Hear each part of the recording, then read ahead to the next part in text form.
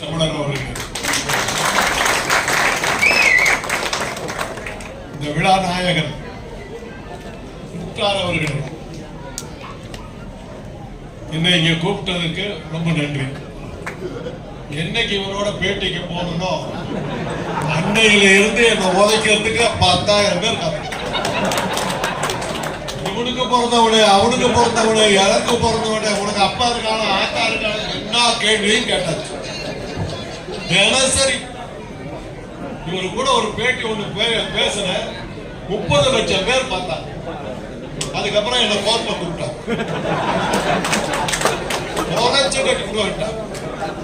ஒரு வார பத்திரிகையில இப்போதான் காந்தராஜ புடிச்சிருக்காங்க, இனிமே இந்த யூடியூப் காரணம் ஒழுங்காயிடுவான் அப்படின்னு வந்தது.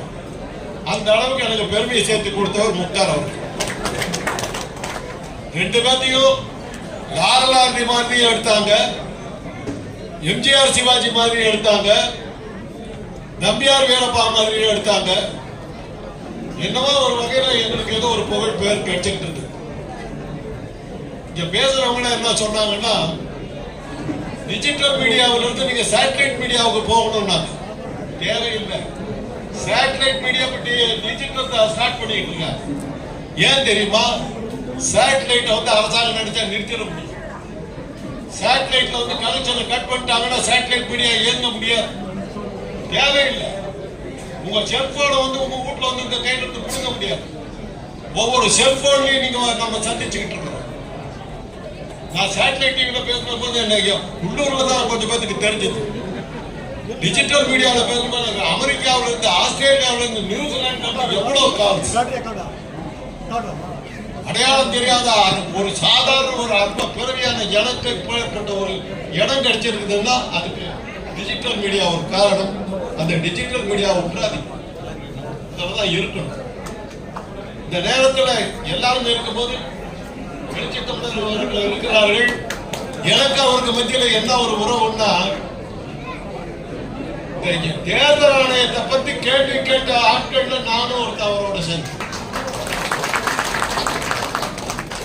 இந்த கூட்டத்தில் மிக முக்கியமான ஒரு விஷயம், நம்ம இந்த டிஜிட்டல் மீடியா செய்ய வேண்டிய ஒரு விஷயம் என்னன்னா, இன்னைக்கு எழுச்சி தமிழர் எடுத்த அந்த போராட்டத்தை ராகுல் காந்தி பேசிக் கொண்டிருக்கிறார். தேர்தல் நேர்மையாக நடக்கவில்லை என்கிறார். அத்தனை கட்சிக்காரர்கள் சொல்லுகிறார். இப்ப நடக்கிறது என்ன? பீகார்ல பாஜகவுக்கு ஓட்டு போடாத இவங்களை எல்லாத்தையுமே ஓட்டர் லிஸ்ட்ல இருந்து பேர் எடுக்கிறாங்க. என்ன நடந்துகிட்டு? இதை தட்டி கேட்க வேண்டிய, எதிர்த்து நிற்க வேண்டிய பொறுப்பு நமக்கெல்லாம் இருக்குது. முக்தார் அவர்களும் சொல்லுகிறேன், எனக்கும் சொல்லிக் கொடுக்கிறேன், இங்க இருக்கின்ற தமிழர் பாண்டியன் அவர்களுக்கும் சொல்லிக் கொடுக்கிறேன், மற்ற நெறியாளர்களுக்கும் சொல்லிக் கொடுக்கிறேன். நம்முடைய கடமை மிகப்பெரியது. விழிப்புணர்ச்சி உண்டாக்க வேண்டிய நேரம் இது. ஜனநாயகம் பெரிய ஆபத்தில் சிக்கிக் கொண்டிருக்கிறது. ஓட்டுரிமையும் நீதியும் நமக்கு சரியாக கிடைக்கவில்லை என்றால் இங்கே ஒரு பெரிய பிரெஞ்சு புரட்சி நடக்க வேண்டும். ஒரு கில்லட்டின் வர வேண்டும். தலைகள் வெட்டி எறியப்பட வேண்டும். அதற்காக நாம் தயாராக வேண்டும். வடநாடு போராடியதாக வரலாறே கிடையாது. அலாவுதீன் கில்ஜி வந்தால் வாய மூடிட்டு இருந்தாங்க. இப்ராஹிம் லோடி வந்தா வாய மூடிட்டு இருந்தாங்க. கஜினி முகமது 13 தடவை படையெடுத்துட்டு போர் அடிச்சு போய், என்னடா எதிர்த்து போராடவே மாட்டீங்களாடா, நாசமா போறவனுக்கு கேட்டு போயிட்டான். போர் அடிச்சு தான் போனான். அதுக்கப்புறம் முகமது கோரி வந்தான், குஷானர்கள் வந்தாரு, நூனர்கள் வந்தாரு. ஒரு படையெடுப்பு, ஒரு எதிர்த்து நிக்கல.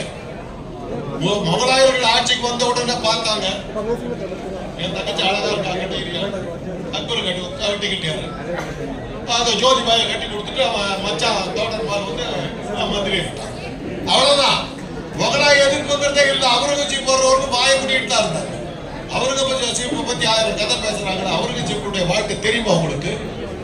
ராஜாவா இருந்த அந்த சொந்தக்கார அரசாங்க படத்தை கையில தொழில் இருந்தார். குரான் புத்தகத்தை எழுதினார். குல்லாக்கள் செய்து விட்டார். அதுல வர்ற வருமானத்துல வாழ்ந்தவன் அவுரங்கசீப். அந்த யோகியனை அயோக்கியன்னு எழுதிட்டு இருக்காங்க. இதெல்லாம் வரலாற்றில் நடக்கிற விஷயம். இதையெல்லாம் நம்ம எடுத்து சொல்ல வேண்டிய கட்டாயத்துக்கு நம்ம ஆளாகி இருக்கிறோம்.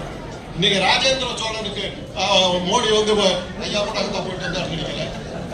கங்கை கொண்ட சோழபுரம்னு பேர் இருக்கு. என்ன அர்த்தம் தெரியுமா?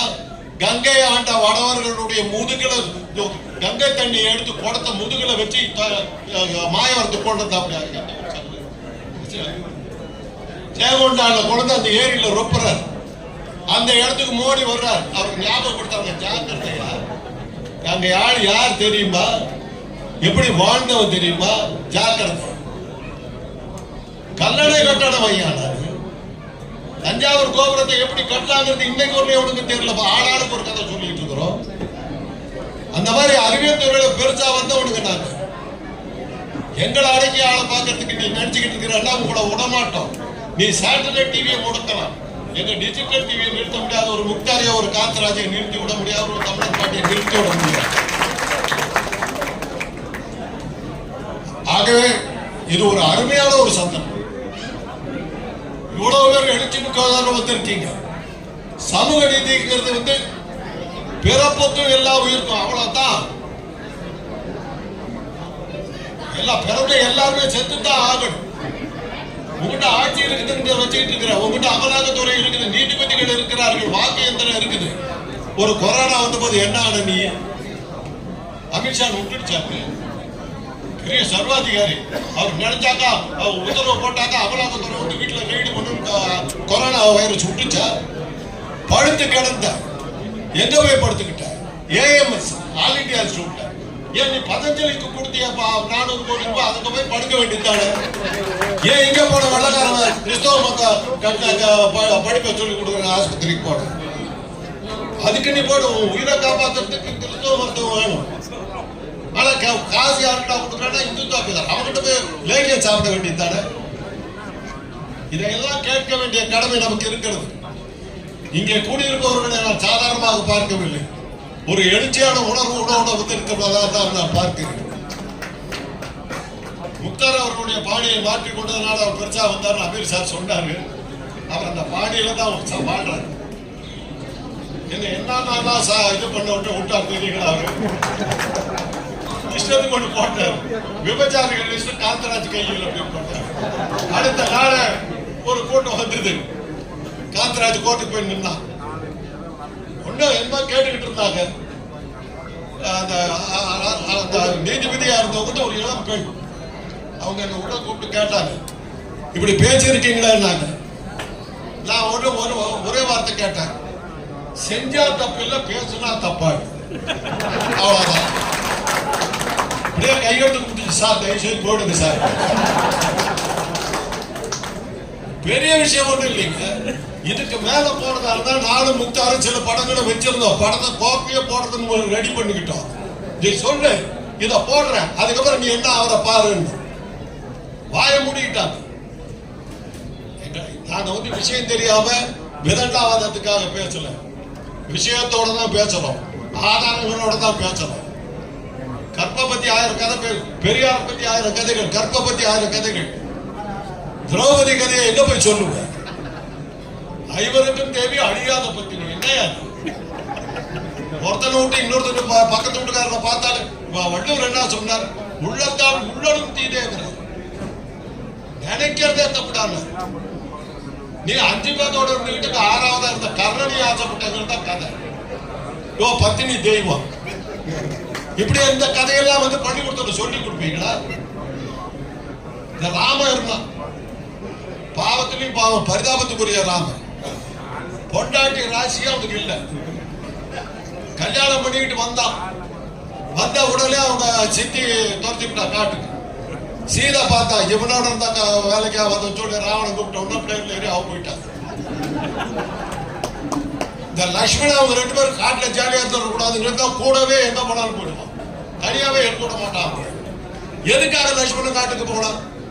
அவனுக்கு ஒரு பொண்டாட்டி ஊர் மேல இருந்திருக்காருல்ல, அவளை விட்டுட்டு இவையே அந்த பக்கம் போறான். சீதை தப்பா போயிட்டு சொல்லி இவையே போடுறான் அவன் புரிச்சதுக்கு மேல. இந்த கதையெல்லாம் சொல்றதுக்கு நாங்க எல்லாம் இருக்கிறோம். இதையெல்லாம் சொல்லி விழிப்புணர்ச்சி கொண்டு சமூக நீதியை கொண்டு வருவோம். 4 வர்ணாசிரம தர்மத்தை இங்க கொண்டு வர முடியாது. இது பெரியார் மண். ஆனா இதெல்லாம் இந்த மாதிரி ஜம்பமா சொல்லிட்டு இருந்து பிரயோஜனம் இல்ல. இவ்வளவு நேரம் பேசிட்டு நான் போனதுக்கு அப்புறம் என்ன சொல்றாருன்னா, காந்தராஜ் யார் தெரியுமா? எங்க ஆடு, ஏன் ஜாதிக்கா? என்னைக்கு நம்ம வந்து ஜாதியை விடுறோமோ அன்னைக்கு தான் நம்ம உருட்டணும். அது நம்ம உருப்படவே முடியாது. இவ்வளவு பேசுகிற நீ உன் ஜாதியை நீ வந்து ஜாதியை விட்டு வெளியே போயிட்டா நீங்க கேட்டீங்கன்னா என்னுடைய மருமகள் ஆந்திராங்க என்னுடைய ஒரு அண்ணனுடைய பேத்தி ஒரு முஸ்லீமை கட்டிக்கிட்டு இருக்குது. இன்னொரு பேத்தி பௌத்த மதத்தை சேர்ந்த சிக்கிம் நாட்டை சேர்ந்த ஒரு கார்டன் பாசிங்கிற பையனை கட்டிக்கிட்டு இருக்கு. அவன் பௌத்த மதத்தை விட்டு கூட கொண்டு வச்சுக்கிட்டு இருக்கான். ஒரு முஸ்லீம் நவாஸ் ஷெரீப் பேர், அவன் ரம்ஜான் கொண்டாடுறான். எந்த மதத்தோட நம்ம போய் சேர்ந்துக்கிறது? ஒரு ஒரு பேத்தி வந்து ஒரு பட்டியலத்து பெண்ணை கட்டிக்கிட்டு அவர் பேர பட்டியலத்து பெண்ணை கட்டிக்கிட்டு ஆஸ்திரேலியாவில் இருக்கான். எந்த மதத்தை நான் எடுத்துக்கிறது, எந்த இனத்தை எடுத்துக்கிறது? இதுல எல்லாம் நீங்க கவனிக்க வேண்டியது என்னன்னா, பெண்களை எங்கள் வீட்டுக்கு கொண்டு வந்திருக்கிறோம். ஆம்பளையை கட்டி வச்சிடலாங்க. ஒரு பட்டியலத்தை சேர்ந்த ஆணை வந்து ஒரு 3% வீட்டுல கட்டிக்குவாங்க. ஏன்னா அவன் சம்பாத்தியத்தை நம்ம வீட்டுக்கு கொண்டு வந்தோம். ஆனா அதே சமயத்துல தான் பையனுக்கு வந்து ஒரு பிற்பட்ட ஜாதியை சேர்ந்தவங்களுக்கு மருமகளை கொண்டு வர மாட்டாங்க. ஆனா அவன் வீட்டுக்குள்ளார வந்துருவான், விட மாட்டாங்க. ஒரு பாஜகவை சேர்ந்த ஒரு தலைவி சொன்னாங்க, இந்த மாதிரி பட்டியலத்தை சேர்ந்தவர்கள் வீட்டில் போய் நான் சாப்பிட்டுக்கிறேன். நான் கேட்டேன், அது பெருசு இல்ல, உன் வீட்டுக்குள்ளார பட்டியலத்தை கூப்பிட்டு சோறு போடுனியா உள்ள உடுப்பியா நீ? அதுக்குதான் அவர் போராடுறாரு. சில பேர் சொன்னாங்க அவர் வந்து ஜாதிக்காக தானே போறாரு. ஜாதிக்கு போராட்ட திரௌபதி முர்மு வந்து பட்டியலத்தை சேர்ந்த பெண். 2 வகையில சனாதனத்துக்கு விரோதி. பெண்ணுங்கிற முறையில இழிக்கிறவங்க, அதனால அவங்க ஒதுக்கப்பட வேண்டியவர்கள். பட்டியலத்தை சேர்ந்தவர்கள் நாடாளுமன்ற கட்டட திறப்புக்கும் கூப்பிடல, ராமர் கோயிலுக்கும் கூப்பிடல. கேட்டா பட்டியலத்தை சேர்ந்தவர்கள் நாங்கள் தானே ஜனாதிபதி ஆக்கிட்டு என்ன பண்ண? எல்லப்புற சோற வச்சு ஒரு வாரத்துல விஷத்தை வச்சுக்கிட்டு என்ன பிரயோஜனம்? அதை எதிர்த்து தான் நிற்கிறார். ராம்நாத் கோவில் குடியரசுத் தலைவராக இருந்தார். ஒரு காசியில் இருக்கிற ஒரு உஞ்சவரட்டி ஐயர் வந்து உள்ள வராதுன்னு சொல்றான். என்ன தைரியம்? மத்த மதங்களை இவ்வளவு பேசுறிய, மசூதி இஸ்லாம பத்தி பேசுறியா, கிறிஸ்தவத்தை பத்தி பேசுறியா அப்படின்னு கேட்கிறாங்க. வேளாங்கண்ணி கோயில்ல போய் நான் மாதா சேலையை தொட்டு கும்பிட்டு மெழுகுவத்தி ஏத்திட்டு வருவேன். நாகூர் தர்காவில் போய் ஊதுவத்தி வச்சுட்டு பாத்தியா ஓதிட்டு வருவேன். இங்க இருக்கிற கோயிலுக்குள்ள நான் உள்ள போக முடியுமா? போனா வழியா நீ ஜாதி கட்டவன். இளையராஜா என்னென்னமோ வேஷம் போட்டார், அவர் உள்ள விட்டாங்க. சமீபத்தில் கூட அவர் வெளியே துரத்தினார். இதுக்குதான் எதிர்த்து தான் அவர் போராடுறார். அதனாலதான் அவரோட நான் ஐடென்டி வைக்கிறேன். ஏன்னா இந்த கொள்கையை ஏற்றுக்கொண்டவர்கள் தான் திராவிட இயக்கத்தவர். சாதி மறுப்பு, கலப்பு திருமணம். பராசக்தி படத்தோட சொல்லுவார் கடைசி வசனம், திருமணத்துக்கு எல்லாம் ஏற்பாடு பண்ணணும், செலவெல்லாம் பார்க்கணும். அதுக்கு அந்த கதாநாயகி சொல்லுவாங்க, அதெல்லாம் ஒண்ணும் தேவையில்லை, 2 மாலை ஒரு சொற்பொழி வாட பகுத்தறிவு திருமணம் முடிஞ்சு போச்சு. சமூக நீதி, இதையெல்லாம் நம்ம கொண்டு வரணும். டிஜிட்டல் மீடியா அதுக்கு நம்ம பயன்படணும். நம்ம போன்றவர்கள் நிறைய பேர் இருக்கீங்க. இதை மனசுல வச்சுக்கோங்க. வெறும் பொழுதுபோக்கு அம்சமாகவும் ஒரு கிண்டல் பண்றதுக்காக, கேலி பண்றதுக்காக, விமர்சனம் பண்றதுக்காக ஒரு சேனல் நமக்கு தேவையில்லை. விழிப்புணர்ச்சி உண்டாக்கப்பட வேண்டும். இந்த நாட்டிலே ஒரு பெரிய மாறுதல் உண்டாக வேண்டும். ஜனநாயகம் திரும்ப வர வேண்டும். அதற்காக நாம் தொடர்ந்து பாடுபடுவோம். அதற்கான உறுதியை இந்த கூட்டத்தில் எடுத்துக்கொள்வோம் என்று சொல்லுகிறேன். அதே சமயத்தில் ஓராண்டு கழித்த முக்தாருக்கு என்னுடைய மகத்தான வாழ்த்துக்களை தெரிவித்துக் கொள்கிறேன். பாஷா அவர்களுக்கு என்னுடைய வாழ்த்துக்களை தெரிவித்துக் கொள்கிறேன். தொடரட்டும் உங்கள் பணி என்று கூறி விடைபெறுகிறேன்.